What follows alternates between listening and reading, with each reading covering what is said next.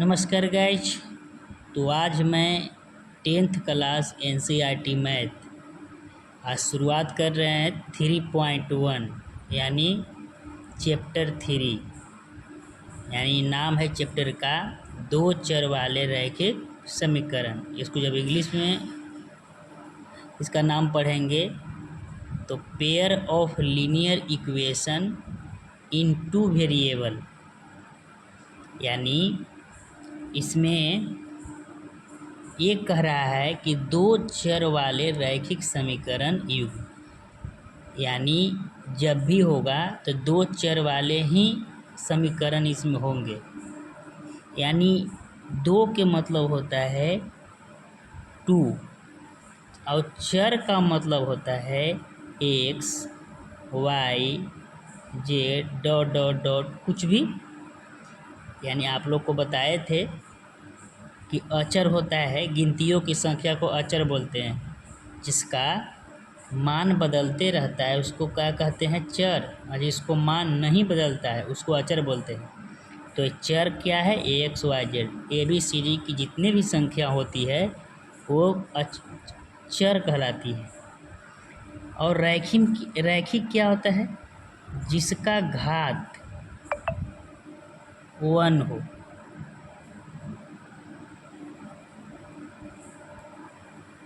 घात क्या हो, 1 हो, उसको बोलते हैं रैखिक। और समीकरण क्या बोलते हैं, यानी किसी भी बहुपद के आगे 0 लगा दो, बराबर करके आगे 0 लगा दो, इक्वल कर दो, उसको समीकरण बोलेंगे। समीकरण समझाएंगे नीचे। युग्म माने होता है जोड़ा।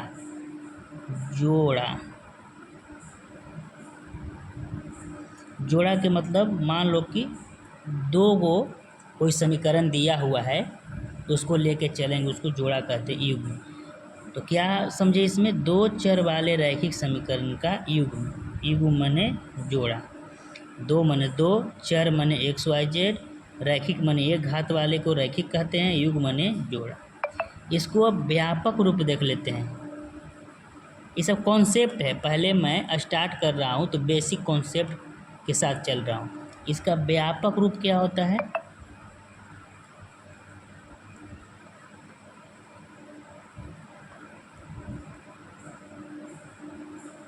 इसका व्यापक रूप होता है A1x plus B1y plus A बराबर 0। देखिए A क्या कर रहा था, दो चर, तो दो देखिए 1 और 2, दो चर वाले रैखिक समीकरण। रैखिक मतलब इस पे एक घात होगा, ऊपर घात एक होगा तो रैखिक कहलाया। युग्म माने, और पहले लिख लेता हूँ, A2x plus B2y plus C2 बराबर 0। यानी 1 और सब में क्या 1, यहाँ पे C दे दो, C1 C2, यानी इसमें A के जगह पर 2 और B के जगह पर 2 और C के जगह पर 2। यानी इसके मतलब ये होता है कि समीकरण ही पहला है और समीकरण दूसरा। ये दो समीकरण क्यों लिए, देखो यहाँ से यहाँ तक बहुपद कह सकते हैं, व्यापक रूप है, यहाँ से यहाँ तक बहुपद कह सकते हैं। और बहुपद के आगे क्या इक्वल 0 लगा दिया तो क्या हो गया, समीकरण। तो क्या कह रहा था, यानी दो समीकरण का योग, तो यही क्या कहलाता है, जोड़े। जोड़ा या जोड़े, यानी युग्म के मतलब होता है दो समीकरण के जोड़ को युग्म कहते हैं। घात के मतलब समझ ही गए, रैखिक के मतलब समझ गए, जिसका घात 1 हो, तो इस पे भी 1 है, इस पे भी 1 हो, उसको घात कहते हैं। चर के मतलब समझ ही गए कि एक्स वाई जेड को बोलते हैं चर। तो देखिए एक्स है, वाई है और सी है, इसमें भी एक्स है, वाई है, सी है, यानी कुछ भी है तो चर है। और दो मतलब समझ ही गए कि दो माने दो पद, एक और दो, ये क्या है, एक पद है, लेकिन दो पद वाला कह रहा है। तो दो दो मैंने समझ गए कि एक पद इसमें है। चर चर मैंने समझ ही गए कि एक्स वाई, इसमें भी एक्स वाई है। रैखिक मैंने समझ गए कि जिस पे एक घात हो, कुछ नहीं तो एक घात हो, उसको रैखिक बहुपद कहते हैं। समीकरण मैंने समझ ही गए कि बहुपद के आगे जीरो लगा देंगे और जीरो बराबर के आगे जीरो लगा देंगे, वो समीकरण हो गया। युग का मतलब समझ ही गए कि दोनों को जोड़ दिए तो यहाँ योग यानी जोड़े हो गया। तो यहाँ तक तो कोई दिक्कत नहीं है आप लोग को, यही समझना है। चलिए, तो ये तो कुछ आंकिक उदाहरण दे देते हैं, ये तो शब्दों में हो गया। कुछ आंकिक उदाहरण इसी पे दे देते हैं कि कैसे मैथ हम लोग को बनाने के लिए बोलेगा। आंकिक उदाहरण,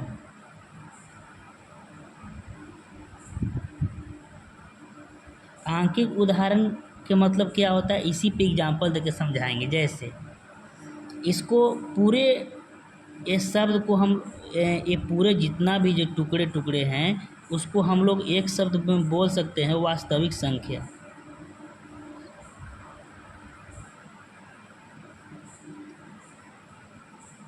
वास्तविक संख्या में क्या हो जाएगा, इस सब आ जाएगा।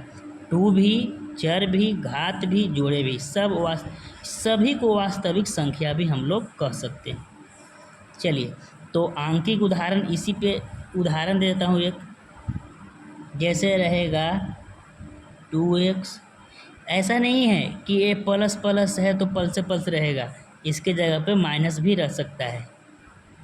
-3y प्लस √2 बराबर 0, समीकरण 1। देखिए इस पे उदाहरण दे दिए, यानी देखो ABC, यानी ये तो चर था, तो देखिए इसके जगह पर अचर 2 है तो x है तो x हो गया। ये प्लस की जगह पर माइनस कुछ भी हो सकता है, प्लस माइनस। b था तो b की जगह पर 3 दिया, और y की जगह पर y है। और क्या था, ये अचर पद है तो अचर के पद जगह पर √2 दे दिया। इसके व्यापक रूप पर एक समीकरण क्या आंकिक रूप से समझाया, इस पे भी एक लिख देता हूँ। तो x प्लस 7y प्लस कितना दो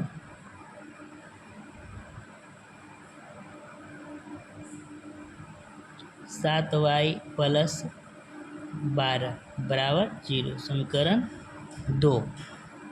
तो ये व्यापक रूप था, और इसी व्यापक रूप पे दो समीकरण को भी मैं समझा दिया। तो इसको अलग अलग कैसे करेंगे, यानी A1 A2 B1 B2 और C1 C2 दिया हुआ है, तो इसको बनाने के लिए हम लोग को अलग अलग भी करने पड़ेंगे। जैसे देखो A1 है, ये क्या है, A2 है, तो ऊपर वाला लिखेंगे A1 बराबर A2 बराबर। तो A1 बराबर x है, तो यहाँ A1 बराबर कितना है, तो यहाँ क्या करेंगे कि 2 है, ए ले लेंगे, A1 की जगह पर क्या है 2 है तो 2 ले लेंगे। और A2 की जगह पर क्या है, तो A2 की जगह पर x है तो इसके साथ क्या है 1 है तो 1 ले देंगे। फिर आगे क्या करेंगे B1, और ये क्या है B2, तो B1 की जगह पर क्या है, B1 की जगह पर -3 है, और B2 की जगह पर क्या है तो +7 है। इसी प्रकार से यहाँ क्या होगा C1 और C2, तो C1 की जगह पे क्या है, तो C1 की जगह पे क्या है √2 है, और C2 की जगह पे क्या है तो 12 है। तो यही यहाँ तक हम एक एग्जाम्पल देख के समझाए हैं। अब यहाँ के बाद कुछ याद करने के लिए टॉपिक है, तो वो एक नेक्स्ट वीडियो में मैं लेके आऊँगा, और वहाँ से कुछ याद करने के लिए सूत्र भी बताऊँगा, और वहाँ से चैप्टर स्टार्ट करूँगा। फिर आगे चल के फिर कॉन्सेप्ट है, जैसे जैसे कॉन्सेप्ट आएगा वैसे वैसे मैं बताने का प्रयास करूँगा। तो आप बताइए कि ये जो पहला वीडियो बनाया 3.1 का आप लोग को कैसा लगा। एक कॉन्सेप्ट है और इसी को समझिए, तो ये बेसिक है, अगर ये आप समझ जाते हैं तो आगे बनाने में जितनी भी मैथ आएंगे छोटे छोटे वो कठिनाइयाँ नहीं होगी। तो चलिए नेक्स्ट वीडियो में मैं फिर लेकर आऊँगा। आप लोग कैसा लगा बताइए, और वीडियो को देखने के लिए आप लोग इतना मेहनत से हमारे लिए समय निकाल कर आप देखते हैं, तो चलिए बहुत बहुत धन्यवाद इसके लिए।